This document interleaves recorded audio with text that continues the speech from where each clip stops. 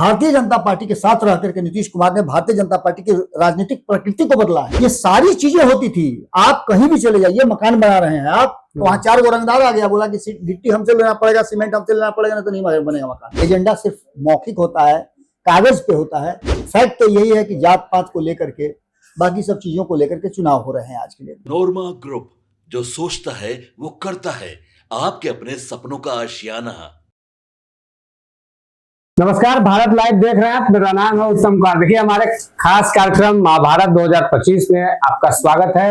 इस वीडियो में हम महागठबंधन और एनडीए सरकार के एजेंडों पर बातचीत करेंगे। तेजस्वी यादव पर राहु केतु का साया है। चुनाव से पहले ही परिणाम जो है आ चुके हैं। पूरे मामले पर बातचीत करने के लिए हमारे साथ बाबा हैं। बाबा से बातचीत करेंगे। बाबा, आपका स्वागत है। बहुत बहुत धन्यवाद। क्या कुछ कहिएगा? महागठबंधन और एनडीए सरकार के एजेंडों पर इस वीडियो में बातचीत करेंगे। 1990 से 2005 के बीच में जो महागठबंधन का एजेंडा रहा है, सामाजिक न्याय, उसके बाद जो मंडल था, जैसे ओबीसी को आरक्षण दिलाना, ये सब किस तरीके से सब एजेंडों को देखते हैं चुनाव को लेकर? हाथ लग गया माचिस तो क्या जला दोगे? हाथ लग गया माचिस तो क्या जला दोगे? भरोसा एतवार करने का यही सजा दोगे? देखिए, हमारे यहाँ लोकतांत्रिक प्रक्रिया है और लोकतांत्रिक प्रक्रिया का सबसे जो महत्वपूर्ण अंग है वो ये है कि लोकतांत्रिक प्रक्रिया में 51% लोग 49% पर राज करते हैं। ठीक है, बिल्कुल। एक व्यक्ति को अगर 100 वोटों का कोई चल रहा है तो जिसको 51 वोट मिल गया वो जीत गया। बाकी 49 का तो कहीं ना कहीं उसके विचारों का हनन तो हुआ ही ना। लेकिन फिर भी लोकतंत्र की खूबसूरती यही है कि लोकतंत्र में कोई भी योजना बनती है, कोई भी रणनीति बनती है, तो वो किसी खास के लिए नहीं बनती है, सबके लिए बनती है। लेकिन हमारे यहाँ जो सामाजिक ताना बाना है, ढांचा है, उसके लिए कुछ सेक्टर्स अलग अलग किए गए हैं। आपने शुरुआती मंडल से किया था, इसलिए मैंने ये इन बातों की शुरुआत की। हमारे यहाँ एक आरक्षण प्रणाली को लागू किया गया। हमारा संविधान जब बना तो उन वर्गों के लिए, जिन वर्गों को मुख्य धारा में पहुंचने का मौका नहीं मिला या वंचित रह गए थे, उन लोगों को मुख्य धारा में लाने के लिए हमारे यहाँ आरक्षण की व्यवस्था की गई थी। आज जब जब चुनाव आते होंगे तो आप देखते होइएगा कि आरक्षण से लेकर के जितनी भी चीजें हैं, वो सारी चीजें धीरे धीरे करके पटल पर आने लगती हैं और चर्चा का मुख्य विषय जो है वो गौण हो जाता है। आपसे पूछा जाए या उन सरकार से, हुक्मरानों से पूछा जाए कि 10 साल का ये टेन्योर जिसमें आप आरक्षण की समीक्षा करके फिर से आरक्षण का बढ़ाते हैं, तो उन 10 सालों में आपने उस आरक्षित लोगों के लिए क्या किया? इसका आंकड़ा और डाटा दीजिए। कितने लोगों को उस आरक्षण का लाभ मिला और कितने लोग मुख्य धारा में जुड़े? बिल्कुल। समीक्षा का मतलब तो यही ना होता है। आप अपने वोट के लिए आरक्षण पे आरक्षण, आरक्षण पे आरक्षण, आरक्षण पे आरक्षण। मैं आरक्षण का विरोधी नहीं हूं। मैंने मंडल कमीशन को भी लेकर के बहुत लोगों ने आत्महत्या की, 160 लोगों से ज्यादा मरे। बिल्कुल। कई लोगों ने तो 60 लोगों से ज्यादा आत्मदाह कर लिया। लेकिन मैं उसका पक्षधर नहीं हूं, मैं किसी भी व्यवस्था के खिलाफ नहीं हूं, लेकिन व्यवस्था से लोगों को मौका मिलना चाहिए। उसमें लोगों को फायदा हो रहा है कि नहीं हो रहा है, जिस धारा के लिए, जिस कार्य के लिए, जिस मकसद से उस योजना को बनाया गया है, उस योजना का उसमें फायदा मिले। आपने वर्गीकरण करके बताया। अब यहां से जो हम महाभारत 2025 कर रहे हैं, ये लगातार हम कर रहे हैं। हम बिहार के लोगों को चुनाव से पहले ये बताने की कोशिश कर रहे हैं कि आप जब वोट देने जाइएगा तो आप किन किन बातों पर विचार कीजिएगा। बिल्कुल। जैसे आपने देखा होगा कि अलग अलग राजनीतिक दल अपने अपने एजेंडे के साथ उतरते हैं। हालांकि एजेंडा सिर्फ मौखिक होता है, कागज पे होता है। फैक्ट तो यही है कि जात पात को लेकर के, बाकी सब चीजों को लेकर के चुनाव हो रहे हैं आज के लिए, और इसको आप अलग कर भी नहीं सकते हैं।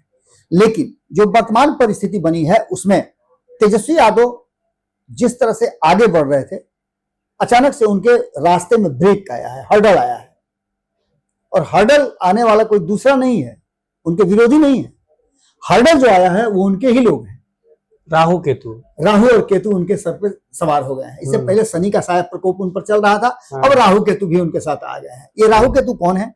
तो जब जब तेजस्वी यादव आगे बढ़ते हैं, एक एक स्टेप आगे बढ़ाते हैं, और जब पहुंचते हैं मुकाम पे, मैं कल ही आपसे बात कर रहा था, मैंने मोर वाली बात कही थी। तो तेजस्वी यादव जैसे ही मुकाम पे पहुंचते हैं, अंतिम पायदान पर, अब उनको उस जगह पे, मंजिल पर पहुंचना है, वहां से कोई ना कोई उनका पैर खींच करके नीचे कर लेता है। पहला नाम उसमें उनके पिताजी का आता था, उनके पिताजी और माताजी का जो 15 वर्षों का शासन है वो उनका पीछा नहीं छोड़ रहा है। साया कभी आपका पीछा छोड़ता है? कभी नहीं, कभी नहीं छोड़ता है। हो सकता है कि साया कभी बड़ा कभी छोटा हो सकता है, लेकिन वो आपके साथ ही होता है।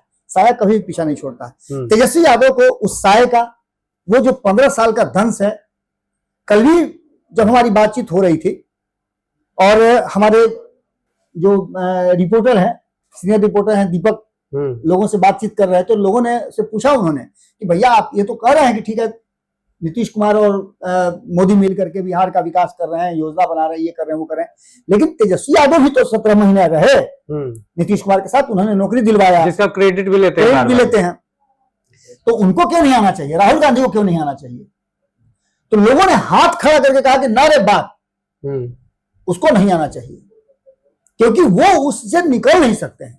यानी लोगों के जहन में जो 15 साल वाली जो यादाश्त है, याद है, उसका दंश जो है वो लोगों के जहन में बैठा हुआ है, तरोताजा है, लोगों तरोताजा है। इसलिए लोग उस व्यवस्था को लेकर के काफी डरे हुए रहते हैं। इसकी तुलना जब आप करने चलिएगा तो आपको साफ साफ नजर आएगा कि अभी अभी राहुल गांधी को इसलिए लाया गया था बिहार, इसलिए उनको लीड दिया गया था, और ये एक बड़ी भूल मेरे समझ से जो है, मैं जितना राजनीति को जानता हूं, बिहार को जानता हूं, कि लालू प्रसाद तेजस्वी यादव से एक बड़ी चूक हो गई। राहुल गांधी को लीड देकर के, राहुल गांधी को लीड दिया। मैं कल भी बता रहा था आपसे कि राहुल गांधी को लीड देने का मतलब यह हुआ कि कहीं ना कहीं बैकफुट पे आकर के तेजस्वी यादव बैठे, और उस बैकफुट का नतीजा यह हुआ कि तेजस्वी यादव अब अनिर्णय की स्थिति में है। वो निर्णय ही नहीं कर पा रहे हैं कि वो आखिर करेंगे क्या। अब वो साथ में चलें, अकेले चलें, साथ में चलने से उनका घाटा जो हुआ उसको भरपाई करने के लिए वो अकेले चलने की बात कर रहे हैं। अभी स्थिति ये हो गई है कि उनके पार्टी के भीतर भी 2024 में जब बहुमत साबित करना था नीतीश कुमार को, तो कहा यह जा रहा था कि नीतीश को बहुमत साबित नहीं करने देंगे, लेकिन परिस्थितियां किस तरह से उल्टा हुई। परिस्थिति ऐसी उल्टी हो गई कि उनके यहाँ से ही, उनके गठबंधन से 7 लोग निकल करके जाकर महागठबंधन के में बैठ गए, उनके पाले से निकल के इधर बैठ, महागठबंधन से निकल करके एनडीए के पाले में बैठ गए। तो ये उनको कहीं ना कहीं राहु केतु का हिस्सा आया है। भले ही वो मनुवादी कह दें, ब्राह्मणों को कहें कि देश को बर्बाद कर दिया, ये कर दिया, वो कर दिया, फिर जाकर के माथा काहे छिलवाते हैं, फिर जाकर के मंदिर में प्रणाम काहे करते हैं। गया जी गए हुए थे, वही तो बता रहे हैं कि ये सारी चीजों को वो मानते अपने हैं, लेकिन लोगों को किस तरह से बरगलाते हैं आप खुद देख लीजिए। और जो बुद्धि वाले लोग हैं, अब तो मैं बता रहा हूं कि आप पढ़े लिखे या उनके समाज के लोगों से भी बात कर लीजिए आप, तो क्या रामकृपाल यादव कौन है? उन्हीं के यहाँ से निकले हुए लोग हैं। राम और भी लोग हैं, नित्यानंद राय हैं, कौन है? बिल्कुल वही लोग हैं। नवल किशोर यादव कौन है? उन्हीं के लोग हैं, उन्हीं के समाज से आते हैं ना। ये सभी लोग भी तो यादव ही हैं, लेकिन इनको लगता है कि नहीं, वहां रह करके उनको बहुत कुछ नहीं मिला है, तो उन्होंने अपने लिए एक रास्ता चुना। अब जो आप बात कर रहे हैं कि जो चुनाव से पहले ही रिजल्ट आ गया, उसके पीछे का कारण है कि आज लोग जो हैं वो जोड़ घटाव शुरू कर चुके हैं। बिल्कुल अपने फायदे सब कोई खोजता है, लेकिन हमारे देश की आत्मा क्या है कि हमारे देश की आत्मा राष्ट्रवाद वाली आत्मा है। हिंदू हो, मुसलमान हो, सिख हो, ईसाई हो, किसी भी जाति के लोग हो, किसी संप्रदाय के, किसी समुदाय के लोग हो, उन सभी से पूछिएगा तो वो अपने तिरंगे के प्रति कितना आस्था रखते हैं और इस देश के सुरक्षा, आत्मसम्मान की कितना कदर करते हैं। ये आपको जब इंडिया पाकिस्तान का मैच होने लगे उस समय देखिएगा कि लोग वहां देखिएगा मैंने बहुत मजबूती के साथ झंडा लेकर के खड़े रहेंगे। बिल्कुल उसमें आप काउंट नहीं कर सकते हैं कि इसमें कौन हिंदू है, कौन मुसलमान है, कौन सिख है, कौन ईसाई है। सभी भारतीय बनकर के वहां काम करते हैं। बिहार में जो चुनाव होने वाला है, उस चुनाव में कई ऐसे फैक्टर हैं जो फैक्टर इस बार निर्णायक स्थिति में आएंगे, और हर चुनाव में वो कहीं ना कहीं एक मुद्दा बनकर के सामने आते हैं। मुख्य मुद्दे गौन हो जाते हैं, और मेन जो मुद्दा है 15 साल बनाम 20 साल, ये आ जाता है। अब हम चाहेंगे कि आपके पास जो सवाल सवाल ये रहेगा, जब महागठबंधन की सरकार थी 90 से 5 के बीच में हम बातचीत करेंगे, उसमें 2 जो नारा था काफी प्रमुख था। एक तरह से कह सकते हैं वो एजेंडा तो नहीं कहेंगे, लेकिन नारा काफी फेमस हुआ था, भूरा बाल साफ करो। देखिए ये ऐसा नारा है ना जिसकी वकालत या और भी चीजें जो हैं हम नहीं कर सकते हैं, लेकिन ये जो नारा है, इस नारे की कोई ऑथेंटिसिटी नहीं है और न ही इस नारा को लेकर के अब तक कोई प्रमाण है। लेकिन कहा जरूर जाता है कि भूरा बाल साफ करो, ये लालू प्रसाद ने कहा था। अब इस बात को और ज्यादा ऑथेंटिक कर दिया है 2 दिन पहले, जिस तरह से आपने देखा आनंद मोहन ने कहा कि भूरा बाल के द्वारा ही सरकार बनेगी सरकार और करेगा। मुख्यमंत्री बनेगा। तो ये कहीं ना कहीं इस बात की तरफ इशारा करता है, क्योंकि उस समय जब ये बातें कही जा रही हैं, जिस समय ये चर्चा चल रही थी, उस समय ये भी बात कहा जा रहा था कि उस समय आनंद मोहन भी सक्रिय राजनीति में थे। तो ऐसी स्थिति में भूरा बाल साहब ने, और कुछ दिन पहले ही, आज से करीब 15-16 दिन पहले, उसी मंच से, जिस मंच से प्रधानमंत्री की स्वर्गीय माता जी को अपशब्द कहे गए थे, वैसा ही एक मंच था जिस मंच पे भूरा बाल साफ करने की बात नहीं आई थी। आरजेडी के एक नेता ने कहा था, खबर आई थी। तो ऐसी स्थिति में ये बड़ा, खास करके उस वर्ग के लिए, मैं इससे पहले भी खबर कर रहा था, तो मैं बता रहा था कि कहीं ना कहीं जो परिस्थितियां हैं वो तेजस्वी यादव के फेवर में होते हुए भी तेजस्वी यादव को पटक देती है। नहीं, मैंने कहा कि जो मंजिल तक पहुंचते हैं तो राहु केतु वहां पहले पहुंच जाता है और वो काम हो जाता है। अच्छा बाबा, ये महागठबंधन का जो एजेंडा था चुनाव को लेकर और एनडीए का जो एजेंडा था, दोनों में बेहतर आप किसको आंकते हैं? देखिए, चुनाव को लेकर के महागठबंधन और एनडीए के एजेंडे में आप सिंपल सी बात समझ सकते हैं कि जो सत्ता में रहता है उसको ग्रीवांसेस मिलते हैं, फायदा तो उसको मिलता है। बिल्कुल। और वो फायदा आपको साफ देखने को मिला हुआ है। 1 महीने के अंदर में लगभग 18-19 ऐसे एजेंडे हैं जिसको नीतीश कुमार ने लागू भी कर दिया, अनाउंस भी कर दिया, और उसमें लोगों को लाभ भी मिलने लगा। 1 महीना पहले से लोगों को बिजली फ्री मिलने लगा, 125 यूनिट, 400 के जगह पर 1100 लोगों को मिलने लगा, 10,000 रुपया लोगों को मिलने लगा, महिलाओं को। इसके अलावा और कई ऐसी बातें हैं जो लोगों का मान लिया गया। कई लोगों का मानदेय बढ़ गया, कई लोगों का वेतन बढ़ गया, कई लोगों को और भी तरह के फायदे मिल गए। तो ये सभी चीजें हुई। यहाँ तक कि आपने देखा होगा डोमिसाइल भी लागू हो गया, जो डिमांड थी उसको धीरे धीरे करके पूरा हो रहा है। तो ऐसी स्थिति में एजेंडा जब दोनों को बराबर में रखेंगे आप, तो भले ही चिल्ला लें तेजस्वी यादव कि हम आएंगे तो करेंगे, लेकिन नीतीश कुमार हैं और वो कर रहे हैं। अब आप ये कह करके ऊंचा नहीं हो सकते, पीढ़ा लगा के ऊंच होला, पीढ़ा लगा के ऊंच ना होके, हाइट जितना बड़ा उतना नहीं होई, क्षणिक तो ऊंचा हो सकेला, लेकिन पीढ़ा हटा देने के बाद जहां बड़ा उतने हो, एरिया लगा करके, पीढ़ा लगा करके वो ऊंचा होना चाहते हैं। कह रहे हैं कि मेरे ही एजेंडा था, लेकिन अब भाई आपका एजेंडा था तो आप 17 महीना थे ना, काहे नहीं आप लागू करवा दिए? लागू करवा देना चाहिए था। देखिए, नीतीश कुमार भारतीय जनता पार्टी का जब चाबी टाइट करके रखते हैं, तो गाना सुने है ना कि जितना चाबी भरी राम ने उतना चले खिलौना, तो नीतीश कुमार जो है चाबी ऐंठ के रखते हैं और वो स्टीयरिंग किसी को देते नहीं है, स्टीयरिंग अपने हाथ में रखते हैं। जो भी रणनीति होगी, जो भी योजना होगा, जब गलत होगा तो नीतीश कुमार को झेलेंगे, तो अच्छा होगा तो कौन लेगा? नीतीश कुमार क्रेडिट लेंगे। तो सीधी तौर पे जब जहां आपने बात कही कि दोनों का एजेंडे में किसका एजेंडा बेहतर है, किसका एजेंडा पर लोग काम करेंगे, तो अब तक 4 चुनाव से तो लोग नीतीश कुमार के एजेंडा पर काम कर रहे हैं, उन्हीं को पसंद कर रहे हैं, उन्हीं को पसंद कर रहे हैं। लालू प्रसाद के साथ भी थे तो मुख्यमंत्री का चेहरा तो वही था। तो ऐसी स्थिति में नीतीश कुमार ही। अच्छा, एक चीज ये भी कहा जाता है, जब 2005 से पहले जब बात आती है तो उसमें अपराध, भ्रष्टाचार, इस सब चीजों को लेकर बात कही जाती है, लेकिन जब 2005 में जब एनडीए जब चुनाव लड़ती है, उस समय उसके द्वारा जो है सुशासन और विकास का जो मुद्दा जो है जोरों से उठाया गया था। उस समय ये मेन एजेंडा था सरकार का। देखिए उत्तम, नीतीश कुमार ने सुशासन लाया कि नहीं लाया, नीतीश कुमार ने न्याय किया कि नहीं किया, नीतीश कुमार ने विकास किया कि नहीं किया, इस सवाल पर आप जितना भी बहस करें करिए। लालू प्रसाद ने क्या क्या किया उस पर जितना बहस करना हो करिए, लेकिन जब आप अपने ऑफिस से निकलते हैं और ऑफिस से निकल करके जैसे ही आपको घर जाना होता है और मेरीन ड्राइव पर चढ़ते हैं, तो आपको विकास नजर आता होगा। आप जब बीमार पड़ते हैं, आपके घर में, भगवान न करे किसी घर में कोई बीमार हो, लेकिन जब किसी के घर में कोई बीमार पड़ता है तो उसको सीधे एम्स नजर आता है। अगर विकास का पैमाना ये है तो निश्चित रूप से हुआ है विकास। इसके अलावा रोजगार की बात कर लीजिए तो 50 लाख लोग वो कौन हैं जिनको नौकरी और रोजगार मिला है? कुछ तो बात हुई है। आप पटना राजधानी से 3 घंटे में, कहीं भी 4 घंटे में पहुंच सकते हैं। ये व्यवस्था थी क्या हमारे यहाँ? नहीं थी। आज आप देखिएगा कि एक से जो गाड़ियां हैं, दुनिया के अन्य जगहों में जो गाड़ियां आपको मिलेंगी वो पटना में मिलेंगी। बिल्कुल। सबसे अधिक गाड़ी खरीदने वालों की संख्या बिहार में है। तो इसका मतलब क्या है? हमारे यहाँ इंफ्रास्ट्रक्चर बिल्ड हुआ है। हमारे यहाँ देखिए, कोई भी मकान बनाने से पहले, मैंने आपको पहले भी एक बार कहा था कि पहले मकान बनने से पहले आप नक्शा बनवाते हैं। नक्शा बना करके इंजीनियर जब देता है तो उसके बाद पाइलिंग होता है, पाइलिंग होने के बाद बाउंड्री होता है, और बाउंड्री होने के बाद मकान का सृजन तैयार होता है, तब जाकर के आप ढलैया करते हैं, फिनिशिंग होता है, तब जाकर उसमें प्रवेश करते हैं। नीतीश कुमार ने नक्शा बनवा करके 2005 में जो तैयार किया, उसके लिए जमीन में जो खरपतवार लगा हुआ था, जो ऊंचा खाला जमीन था, उसको पहले बालू भरवा करके बराबर किए। बिल्कुल। अपराधी सब भागे, तो अपराध कम हुआ। अब कोई आप मकान बनाने जाइएगा तो ही नहीं खड़ा होगा, कहेगा मकान बना रहे हो, लाओ 1 लाख रुपया, लाओ 2 लाख रुपया, पहले मांगता था। अरे ये सारी चीजें होती थी। आप कहीं भी चले जाइए, मकान बना रहे हैं आप, तो वहां 4 गो रंगदार आ गया, बोला कि गिट्टी हमसे लेना पड़ेगा, सीमेंट हमसे लेना पड़ेगा, ना तो नहीं बनेगा मकान, और जिस रेट में देगा उसी रेट में लेना है आपको। ये सारी चीजें होती थी। मैंने तो कई चीजों को देखा है, झेला है, मैंने कई चीजों को देखा और झेला है। हालांकि हमारे साथ इस तरह की बातें नहीं हुई हैं, मैं शुरू से ही, आप जानते हैं, पत्रकार हूं और ईमानदार हूं। ये 2 चीजें तो मेरे साथ लगी हुई हैं। तो मेरा इज्जत सम्मान सब लोग करते हैं। लोग आए भी मेरे पास तो बोले अरे बाबा हैं, बात वहीं खत्म हो गई।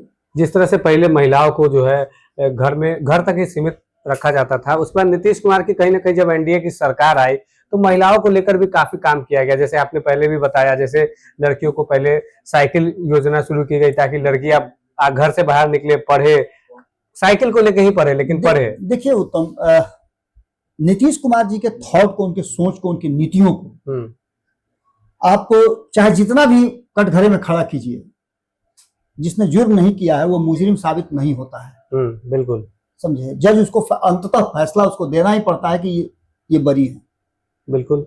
नीतीश कुमार को कटघरे में आप खड़ा कर सकते हैं, आपके विरोधी हैं, आपके वैचारिक मतभेद हैं, तो आप नीतीश कुमार को टारगेट कर सकते हैं। नीतीश कुमार को टारगेट कर सकते हैं कि आप कम्युनल लोगों के साथ हैं, लेकिन कितने कम्युनल राइट हुए हैं?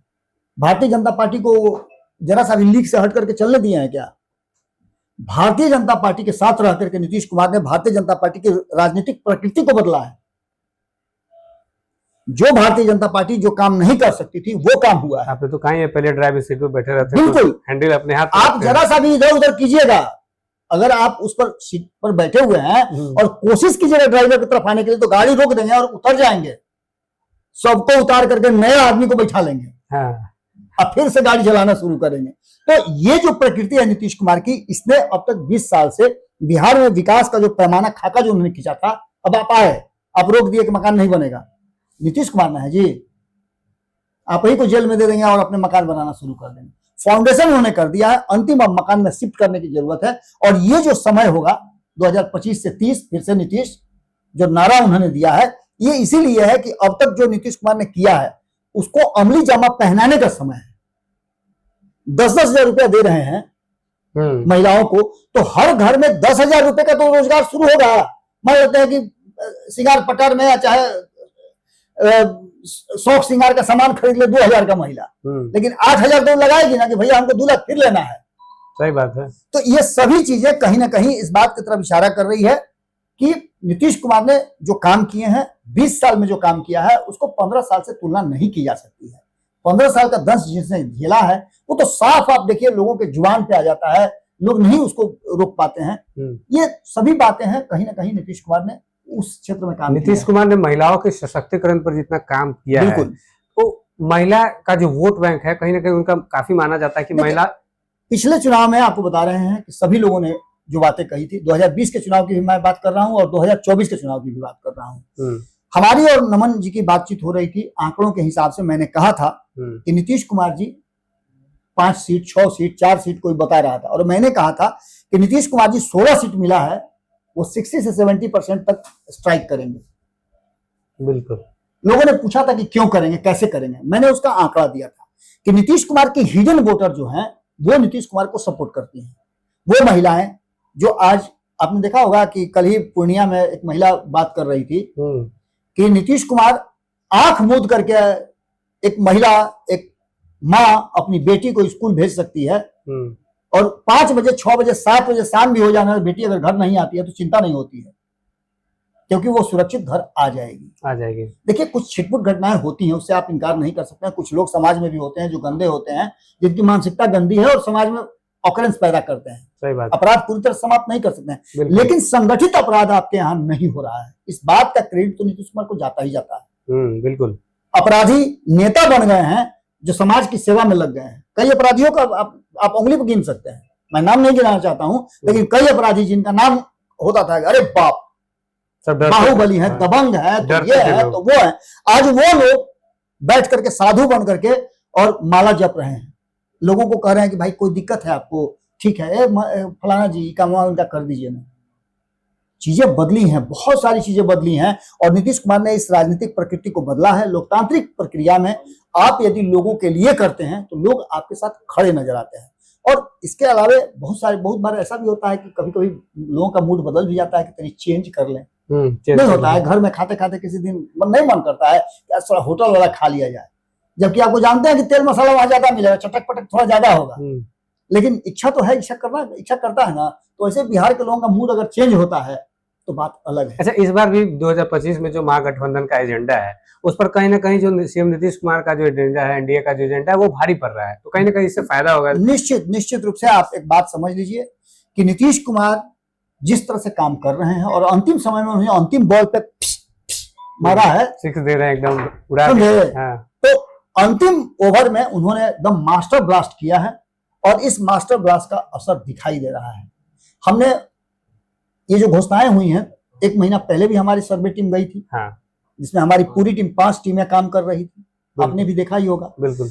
अब जो टीम जा रही है, दोनों में काफी अंतर है। जिन लोगों में थोड़ा सा नाराजगी भी थी वो भी अब नीतीश कुमार की तारीफ कर रहे हैं और कह रहे हैं कि भैया आप फिर से नीतीश कुमार।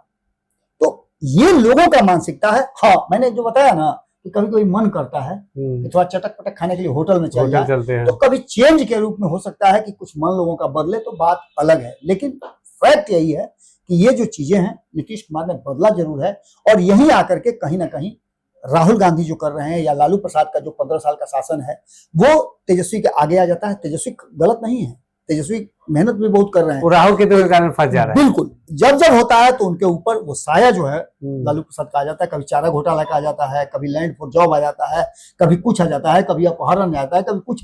ये सारी चीजें परेशान करती हैं और उसी परेशानी में फंस करके वो कोई बड़ा काम। उनके भाई भी कहते हैं कि उनके साथ जो जयचंद है, बिल्कुल अब देखिए परिवार टूटना शुरू हो गया। अब तो परिवार, जिस तेज प्रताप यादव ने कहा था कि मेरा अर्जुन है, इसको कृष्ण बन करके हम गद्दी पर बैठाएंगे हस्तिनापुर के, आज वो खुद ही कह रहे हैं वो तो नचनिया है। तो ये बात तो आप समझ ही सकते हैं ना कि दर्द कितना है, दुख कितना है। निश्चित रूप से चीजें बदली हैं और लालू प्रसाद मास्टर थे इस कड़ियों को जोड़ने के लिए, लेकिन तेजस्वी यादव को वहां पहुंचने में बहुत समय, कहीं अब कमजोर पड़ रहे हैं। निश्चित रूप से लालू यादव तो कमजोर पड़ ही गए हैं, अब उनका चलता भी बहुत कम है। आप देखिएगा उनके पास टिकट लेने के लोग जाते हैं, चुपचाप से ऐसे बैठे रहते हैं, बगल वाला आदमी कहता है हाँ ठीक है, हो गया, हाँ हो गया। लालू एक शब्द नहीं बोलते हैं, यानी लालू प्रसाद के मुंह पर टेप चिपका दिया, कहने के लिए राष्ट्रीय अध्यक्ष बस टेप चिपका दिया गया है। सारा शैडो में काम कर रहे हैं, परछाई जो बन करके, परछाई जिस परछाई से तेजस्वी यादव को घाटा हो रहा है, वही तेजस्वी यादव अब लालू यादव की परछाई बन करके उनके शैडो में काम कर रहे हैं, और काम उनकी टीम कर रही है। टीम कितना बेहतर करती है, कैसे चीजों को बदलती है, ये देखना बड़ा दिलचस्प है। देखिए बाबा, आपका बहुत बहुत धन्यवाद हमारे साथ बातचीत करने के लिए। देखिए हमारा यह कार्यक्रम जो है महाभारत 2025 ये खास कार्यक्रम है। तमाम जो बातचीत हुई है महागठबंधन और एनडीए सरकार का जो एजेंडा है, उस एजेंडे पर हम इस एजेंडे पर हमने बाबा से बातचीत की है। तमाम बातचीत जो है आप इस वीडियो में देख पाएंगे। तो कहीं ना कहीं जो सरकार का एजेंडा है वो सीएम नीतीश कुमार का और एनडीए सरकार का जो एजेंडा है कहीं ना कहीं भारी पड़ रहा है। तो बने रहे आप हमारे साथ। धन्यवाद। और तर्कों से हमारी बात को काटिएगा, ऐसे अंडू भंडू नहीं। जो सच बात होगा, तर्क होगा, उस तर्क से हमारी बातों को रखिएगा। अगर आपके पास कोई सवाल होगा तो वो जरूर रखिएगा। चुनावी साल है, आपके मन में भी बहुत सारे सवाल उठ रहे होंगे, उन सवालों का जवाब हम देने के लिए तैयार हैं, लेकिन एजेंडा के तहत नहीं। जो सच है उसको मानना पड़ेगा, स्वीकार करना पड़ेगा। आप भी सोच लीजिए, सीख लीजिए कि सच को स्वीकार करना पड़ेगा। बहुत बहुत धन्यवाद। आपके सपनों को हमने सजाया है, ई होम्स पैनोरामा को हमने बनाया है। ई होम्स मेरा एक सपना था जिस पे मैं पिछले 4 साल से काम कर रहा था। हमने जो बनाया है वो सबने है माना। ई होम्स पैनोरामा में हो आपका भी आशियाना। और फाइनली हमने 2021 में इस प्रोजेक्ट को लॉन्च किया। बहुत लोग अप्रिशिएट कर रहे हैं कि पूर्णिया जैसे शहर में, बिहार के, एक तो बिहार की बात करें उसमें भी पूर्णिया जैसे छोटे जगह में इस तरह का लाइफस्टाइल देना, ये सुन के हम लोगों को बहुत अच्छा लगता है। ई होम्स में हमने कुछ और भी किया है, जैसे हम जिस जगह में रह रहे हैं हमारे फैमिली सिक्योर हो, उनको सिक्योरिटी का ध्यान में रखा है। आपकी सुविधा और सुरक्षा आपके लिए खास है। ये आपका विश्वास है। इसमें आर्टिफिशियल इंटेलिजेंस का 7 लेयर सिक्योरिटी का हमने इस्तेमाल किया है। लस ग्रीन कैंपस को बनाया है। यदि हमारा बाउंड्री वाल है तो वो वर्टिकल गार्डन है।